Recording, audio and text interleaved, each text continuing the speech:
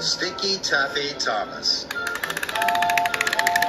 It was summertime on the island of Sober. The engines were very busy. The children were having a big costume party, and there were lots of jobs to do. Percy collected the cakes and candies.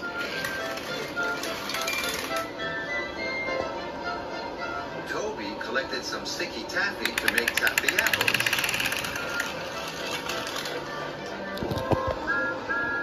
And Thomas took the tables and chairs.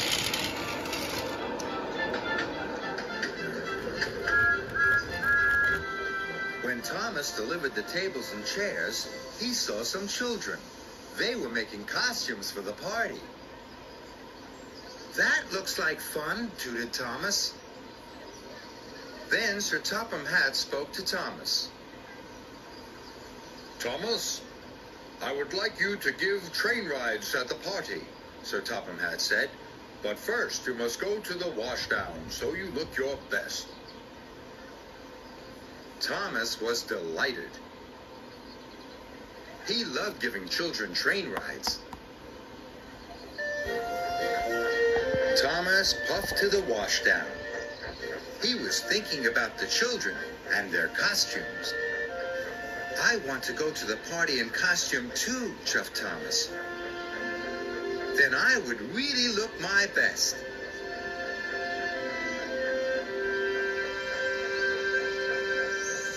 Thomas was soon covered in soapy suds.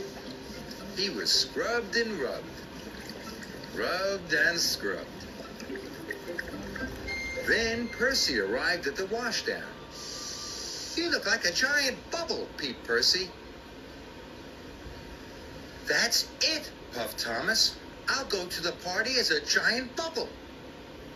So Thomas puffed quickly away, still covered in bubbles. He couldn't wait to show the children his costume. Then there was trouble. The bubbles blew into his eyes. Thomas couldn't see where he was going. And he went straight into the back of Toby. Toby's axle was broken. "Sorry," puffed Thomas. Soon Sir Topham Hatt arrived. Toby, you must go to the yard to be repaired, said Sir Topham Hatt. If I don't take the sticky taffy to the party, the children won't be able to make taffy apples, moaned Toby. "Please, sir," puffed Thomas. "I could take the sticky taffy to the party." Very well, said Sir Topham Hatt, but no more trying to be in costume. Soon all the soapy bubbles were cleaned off Thomas, and he puffed away. "I must get the sticky taffy to the children on time," Thomas puffed. But he started to think about costumes again. Thomas puffed up to the airport. And there, on the runway, was Jeremy the jet. "That's it," chuffed Thomas. "I would look grand if I arrived at the party as an airplane." Thomas watched Jeremy zoom up into the sky. He thought about his costume for the party. He thought about it for a very long time. "Oh no, I've been daydreaming," chuffed Thomas. "And now I'm late." Thomas puffed as fast as he could. But he wasn't watching where he was going. Thomas didn't notice that the points had changed. Thomas puffed into the sidings and bit into the buffers. Sticky taffy splattered everywhere. "Oh no," moaned Thomas. "I can't give the children train rides when I'm this messy. If only I'd been thinking about what I was doing." Then Thomas saw an old branch line. This gave him an idea. A shortcut, Puff Thomas. If I go that way, I can still get the taffy to the party on time.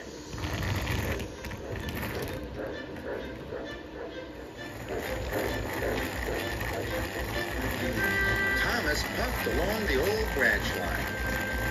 It hadn't been used for a very long time. Trees hung over the track, and the bushes were overgrown. But Thomas puffed carefully on. He knew he was late, so now he wasn't thinking about costumes. He was only thinking about getting to the party on time. Thomas bumped through the bushes and bashed through the branches. But he was still covered in sticky taffy. Leaves and twigs stuck to the sweet sticky goo. Must get to the party. Must get to the party, Thomas puffed.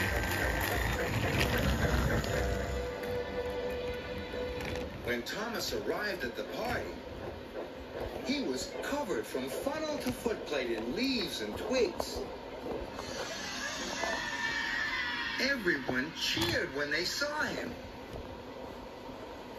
"I've brought you the taffy," Thomas puffed sadly, "but I'm too messy to give you train rides."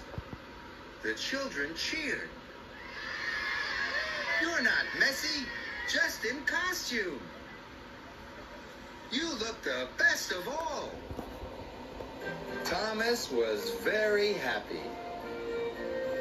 The party was a great success.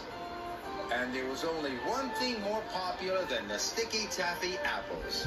And that was Sticky Taffy Thomas.